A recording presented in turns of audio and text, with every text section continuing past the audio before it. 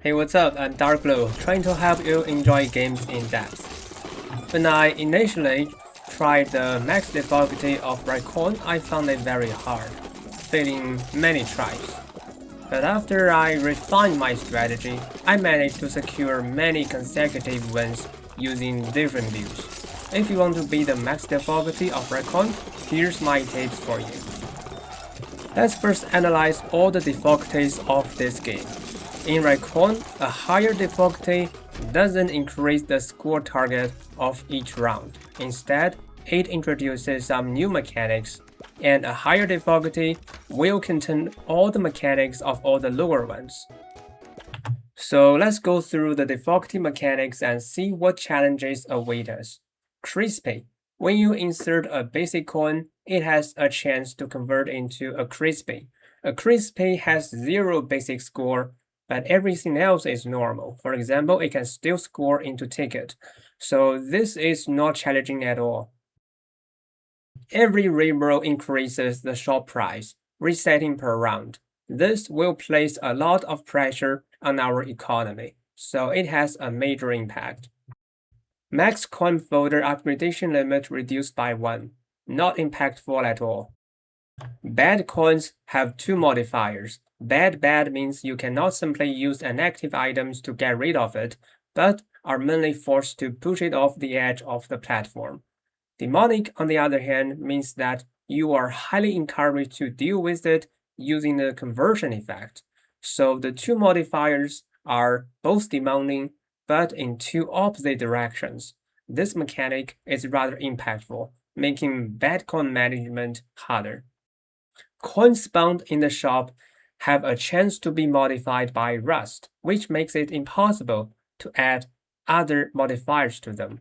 This means that even you already hold a return, zombie, or bug modifier on your hand, you won't be able to make use of them with the rusty coin. On one hand, this puts even more pressure on your economy, since you are forced to reroll the shop more until you see a clean coin of the same type again. On the other, you might need to use a transition build, since your major build is forced to be delayed. This is similar to how you always start with flushes or straights just to survive the early game in Challanges, no matter what build you really play in the late game. Sturdy fence. A fence that cannot be removed is placed on one side of the platform. This fence doesn't take a gadget placement limit, so it's not impactful. Finally, the max difficulty. There will be 1 less coin per shop reroll. This is very hard. It not only simply reduces coins by 1, more importantly, by default, all the coins per reroll won't be of the same type, but the same coins can reappear across rerolls. So 1 less coin per reroll makes it significantly harder to roll what you want. This ultimately puts even more pressure on your economy. Given such demand, I believe it's time to introduce some update to the target building strategy in my previous video.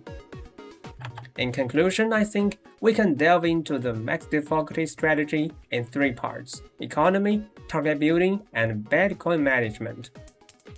So starting with economy, you need to know the basic rule of earning tickets in Raccoin. A ticket is earned when you score a coin. However, only the number of scored coins matters, but their scores make no difference. A highly valuable special coin gives you the same amount of ticket as a regular copper coin. So to earn more ticket, you need to put more coins into the machine. However, we know the exchange limit is set, so the amount of coins you can put into the machine per round is also limited. Given this, the solution lies in the wheel, which is the only reliable source of additional coins in the first round. But the default wheel is not good enough. We need to customize it, which is a metagame progression design. So let me give you a quick tip for fast meta progression. Play as the manager. Add return modifier to any coin that has a base score higher than 0. Then spawn huge amount of multi-coin to amplify the score of this return coin. Do this until you get 1 E60 score and you will be able to unlock all the meta progression. Then you will be able to copy my wheel customization. But let me explain a bit why it's designed in this way. First, I try to maximize the chance to go into Layer 2 wheel, which contains only coin tower. Besides this reward, I insert the reward to get additional coins. Note that I only insert low and medium chance rewards so that their chances can be amplified. Also note that I insert a shake into Layer 1 wheel. On one hand, this reward is likely to score many coins hitting a new wheel rolling. On the other, the chance is low. Then you might notice the prize ball reward of the medium chance. It seems, well, unrelated to our goal of getting more coins. That's because we can already get too many tickets. Bringing over 1,000 tickets into round 2 shop is more than enough to find whatever coin you want. However, since there are only 2 prize slots in the shop, getting the prize you need is much harder. Therefore, I insert the prize ball reward here to balance our coin and prize income. As for Layer 2 wheel, as said before, it's all about coin tower. Coin towers not only contain many coins, but can push many coins off the edge to hit a new wheel rolling. Nevertheless, for special characters like the astronomer, you may need a different wheel setting. As an additional suggestion, you can notice that after you already meet the score requirement per round, you can use the button to the right of the intershop button to decide if you want to spin the wheel right now or delay it to the next round. Spin it right now, since it's likely that you can gain more spins in the current round. Besides the basic source, you can also use different economy chips to earn tickets. For example, Ticket Whip and Magic Set. You can also use chips that give you more basic coins such as Raccoon's Paw. Now, given that you have grabbed a lot of economy chips, you might fear if it'll be too hard to meet the score requirement to survive the early game. My opinion is that the requirement is far too low compared to the builds possible in this game, and not a single difficulty raises this requirement. So you just need some transition builds to survive the early game, not requiring any certain score chips. So what are transition builds? You can notice that items in Raccoin are of different rarities. Go through all the items required by your build and see what the highest rarity is. The lower it is, the better this build serves as a transition build. For example, if you play as a manager, you can use the Clobbering and ally coin build, which only requires uncommon coins, as a transition build. It's just like how you always use flashes or streaks for early game transition in Balatro. Now into the second part, target building. Consider this situation. You want to play a certain build in this run. Now you have got part of the core coins of this build, but there are core coins still missing. So should you add the bug modifier to the coins you already have? My answer is no. If you add the bug modifier to a coin, all the other coins, including the coins you are waiting for, will become less likely to spawn. So you should simply keep all the coins you need in the folder, but apply no bug modifier until all the core coins required by this build are found. Before that, use your transition build, and you can add a bug modifier to the uncommon coin required by the transition build, but no more bug modifiers. Lastly, let's talk about bad coin management.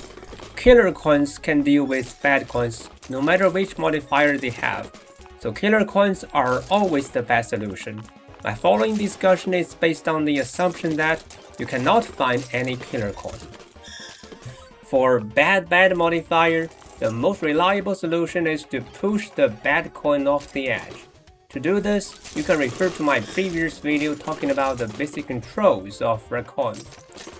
To be honest, when dealing with a bad coin, I really feel I was playing an action roguelike. Then demonic is much more troublesome.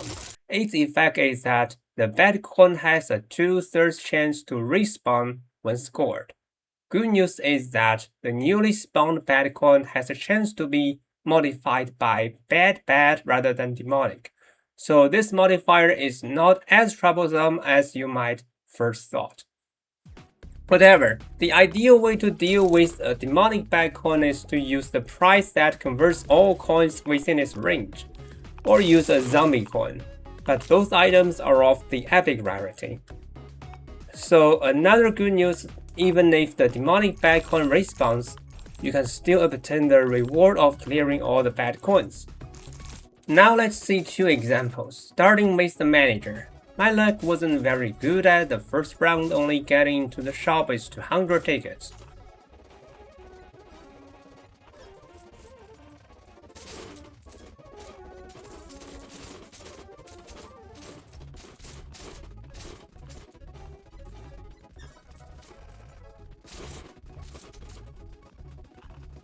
I bought a lot of economy chips and a few transition coins.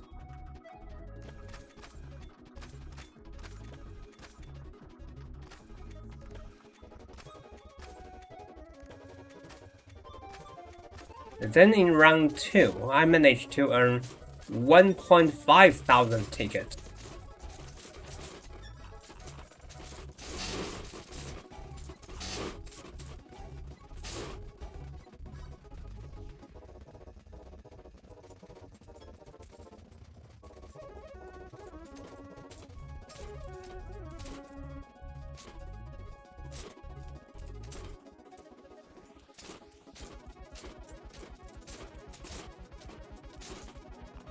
In the main game, I bought the coin family chip and got a square coin, so I decided to use the square coin family build. However, the whole build includes square coins as the terminal scorer, ally coins to stack quantity, and clovering to convert basic coins into silver coins, which can be then converted into ally coins. At that time, I didn't have ally coin and clovering yet, so I didn't immediately apply the bug modifier. In the late game, I got lucky and rolled a multi-coin, so I added it to my bug coin collection. Then I got a coin cage to further amplify the chances to find my core coins. For another example, I played as the biologist. I managed to enter round 2 shop with hundreds of tickets. Since this character is strong by nature, I quickly completed the build. In summary, I hope this video can help you beat Raccoin at the max difficulty. If you want to play games into depth together with me, don't forget to like and subscribe. Thanks for watching, see you around.